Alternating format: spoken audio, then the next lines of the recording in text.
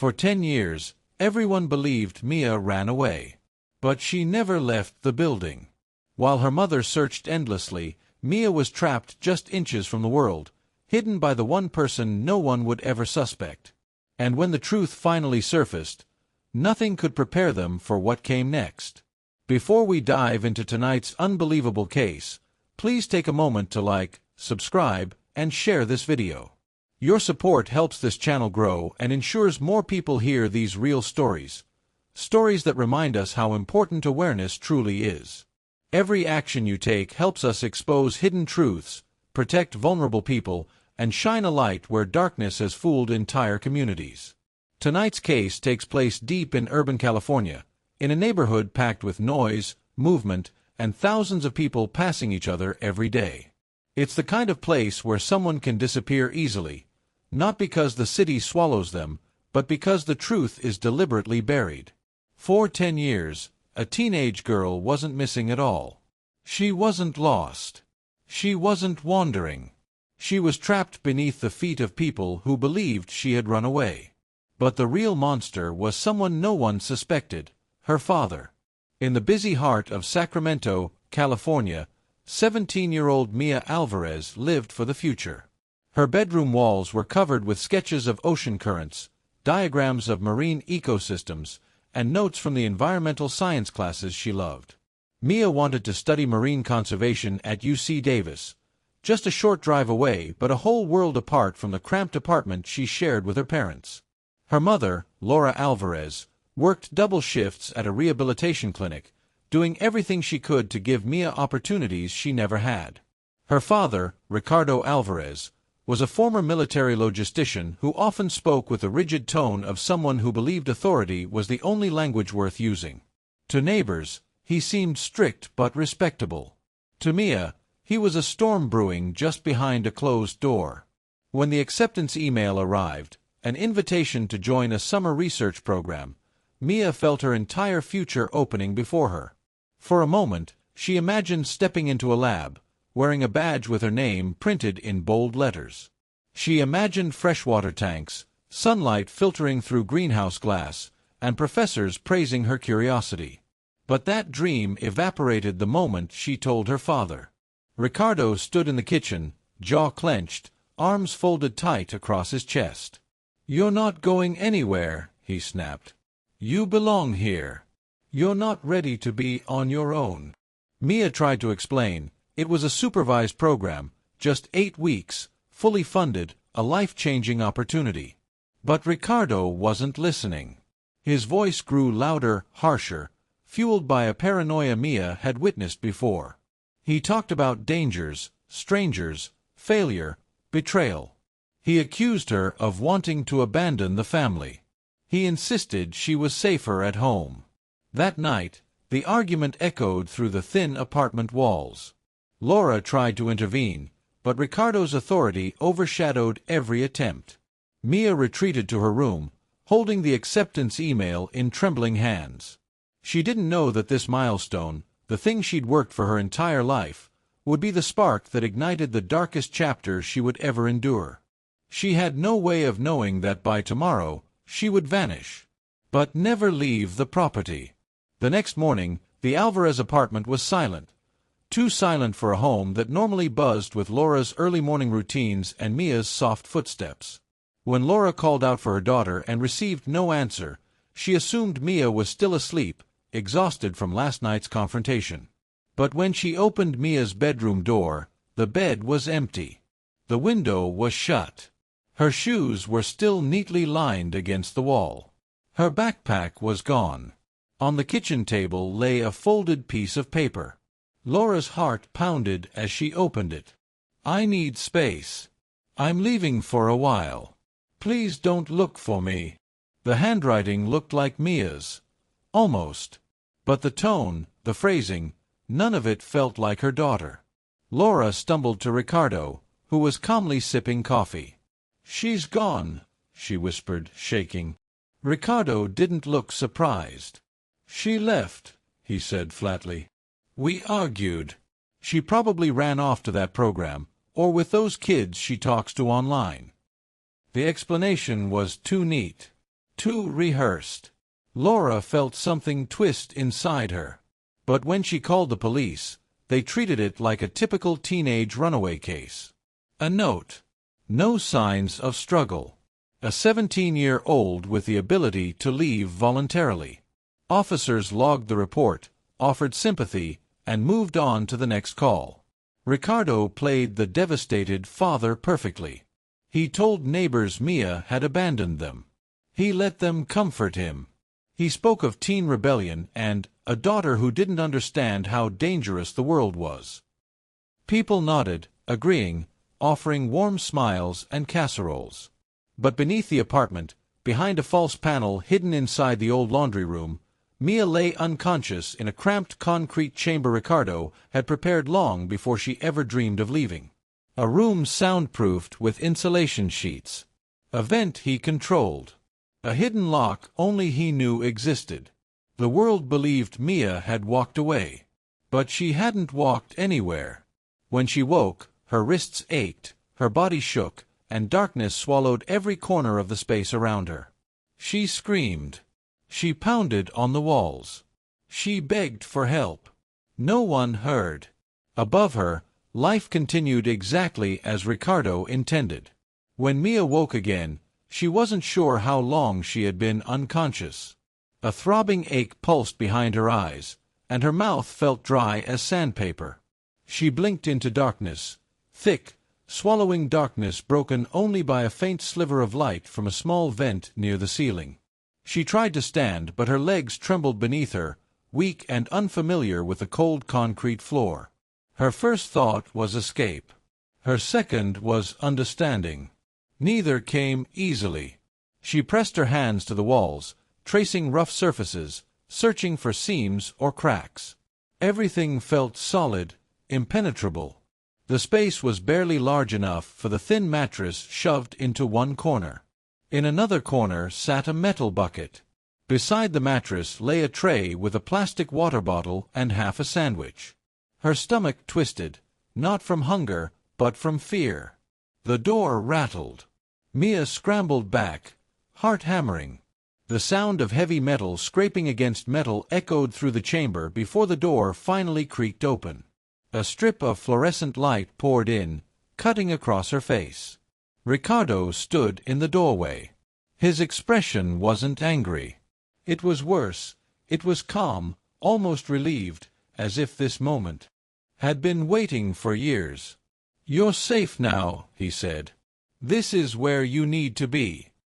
Mia shook her head, unable to form words. Ricardo stepped inside, crouching to meet her eyes. "You were about to ruin your life," he said. "I couldn't let you run off. That program, those dreams, they'd destroy you." His voice was soft, almost gentle, but the room made every word feel like a sentence. Mia pressed herself against the far wall. "Let me go," she whispered. "Mom, she'll wonder." "She'll move on," he interrupted. "Everyone will. They'll believe what I told them. They already do." Tears blurred her vision. The realization hit her harder than the darkness. The world thought she left willingly. No one was coming. Ricardo stood, stepped back into the hallway, and pulled the door closed. The lock twisted, sealing her fate. For the first time, Mia felt the weight of her captivity settle into her bones. She was alive. But she might never be found. Days blended into weeks, and weeks blurred into something Mia could no longer measure. With no window, no clock, and no sense of time, her body became the only measure of passing hours. Hunger meant morning. The sound of Ricardo's footsteps meant evening. Silence meant night, or maybe it didn't. Maybe it was all the same. At first, Mia screamed until her throat burned. She pounded the walls until her knuckles split. She begged, pleaded, and promised anything if he would just let her go. But Ricardo didn't respond to desperation. He responded to compliance. So Mia learned to quiet her screams. She counted her breaths, trying to preserve her sanity.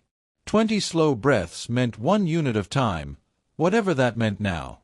She traced her fingers across the same crack in the wall, day after day, until she wasn't sure if she was keeping the wall together or keeping herself together. Ricardo came once a day with food. Always the same, a sandwich, water, sometimes a piece of fruit if he felt she'd been calm enough.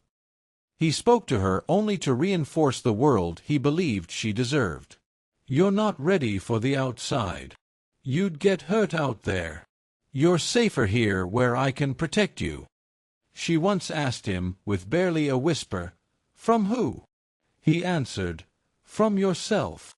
The manipulation was constant, suffocating. Yet every visit also reminded her she was still human, still alive. She clung to small things, the way dust sparkled in the thin line of vent light, the rhythm of water dripping from somewhere in the pipes, the faint echoes of footsteps from the world above her. Most nights, if they were nights, she imagined her mother. She pictured Laura sitting on the couch, staring at Mia's school photos, praying for a sign. She pictured her co-workers offering sympathy. She pictured her empty bedroom, untouched. She pictured her future slipping away. But buried beneath the fear, something else remained, something small but powerful. A spark. A will to survive. A belief that somehow, someday, someone might hear her. She didn't know when. She didn't know how. But she refused to believe this room was the end of her story. In the fall of 2019, the apartment next to the Alvarez unit was rented to Mark and Dana Sullivan, a young couple new to Sacramento. They were excited, ambitious, and eager to fix up their first home together. The building was old, but it had character, and to them, that meant opportunity. Their first project was the basement storage area. They wanted to convert part of it into a laundry nook, something efficient and modern. When Mark began clearing out old debris and insulation, he noticed something odd, a section of wall that looked newer than the rest. The concrete was smoother, cleaner. The bolts were shiny, not rusted. And behind it, he thought he heard something. At first, he dismissed it as pipe pressure. Old buildings groaned and hummed. But the sound returned the next night. 3 taps. Then silence. Then 3 taps again. He froze, listening. Dana heard it too. "What is that?" she whispered. Mark pressed his ear to the wall. Tap, tap, tap. Beneath the rhythm, he could swear he heard breathing, or maybe he imagined it. The next day, he asked the property manager about the wall. "Probably just old maintenance work," the man said. "Nothing down there but pipes and junk. That area hasn't been touched in years." But that wasn't true, and it bothered Mark. He called the city's non-emergency line and reported a structural inconsistency. It was vague enough to avoid sounding paranoid, but troubling enough to prompt an inspection. 2 city inspectors arrived the following week. They studied the blueprints, examined the walls, and exchanged uneasy glances. The blueprints showed nothing behind that section of concrete. No pipes. No maintenance room. No storage. "Something's off," one inspector murmured. When he tapped the wall, the sound was hollow. He tapped again. From the other side came 3 taps. Everyone went silent. The inspector stepped back, chills running down his arms. "That's coming from inside." Dana clutched her mouth. Mark felt his stomach twist. The inspectors called the police immediately. For the first time in 10 years, Mia's message had reached the world above. Someone had finally heard her. Police arrived within minutes, though none expected what they were about to uncover. In old buildings, strange noises happened all the time: water pressure, rodents, shifting concrete. But the fear on the inspector's face told them this was different. The officers compared building permits and blueprints. None showed any room or structure behind that wall. Something had been added illegally. Something deliberately concealed. A sergeant knocked firmly on the concrete. "Sacramento Police. If someone is in there, knock twice." 2 faint knocks answered. Everyone froze. Adrenaline surged through the officers. They evacuated the neighboring units and brought in specialized tools. The concrete was too thick for standard hammers, so they used power saws and a battering ram. Dust filled the air, coating their uniforms and masks. Metal screeched. Concrete cracked. Bolts snapped. When the final metal plate gave way, a sour, stale smell drifted out. Behind the opening was a reinforced steel door, hand-built, welded, and secured with a deadbolt thicker than a fist. It wasn't a mistake. It wasn't an accident. It was a prison. The officers rammed the steel door repeatedly until it finally buckled, crashing open with a metallic groan. And there, trembling in the corner, shielding her eyes from the sudden light, was Mia. Her hair hung in tangled ropes. Her skin was pale, almost translucent. She was barefoot, thin, and shaking uncontrollably. Dust swirled around her, and when she lifted her head, her voice cracked. Is it morning?" A paramedic rushed to her side. "You're safe now," he whispered. "We've got you." Mia flinched at first, years of conditioning telling her not to trust, but then she crumpled into his arms, sobbing. Above, Ricardo Alvarez stood at the doorway of the apartment, watching the chaos unfold. When officers approached him, he didn't run. He didn't argue. He simply raised his hand slowly, as though he'd been expecting this day. "She wasn't ready," he said calmly. "The world would have ruined her." The officers stared at him in disbelief before placing him in handcuffs.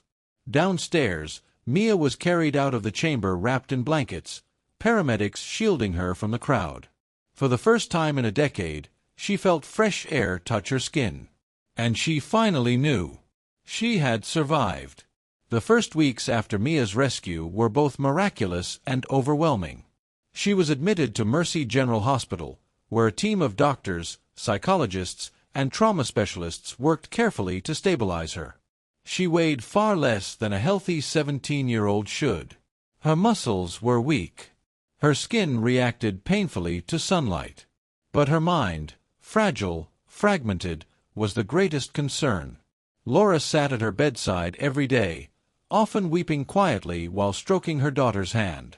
She whispered stories from the past, trying to reconnect the broken timeline Mia had lived through.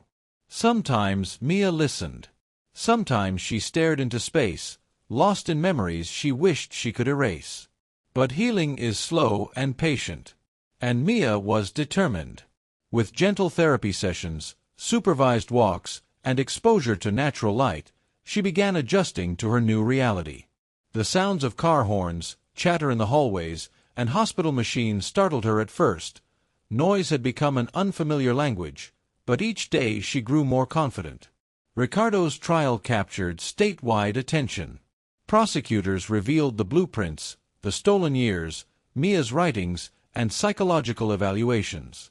Experts testified that Ricardo displayed extreme control disorders and delusional justifications. His calm demeanor in court only amplified the horror of his actions. He was sentenced to multiple life terms without parole. When asked for a statement, Mia said only one thing: "I didn't lose 10 years. I survived 10 years." That sentence made headlines. Months passed, and Mia slowly re-entered the world she had dreamed of seeing again.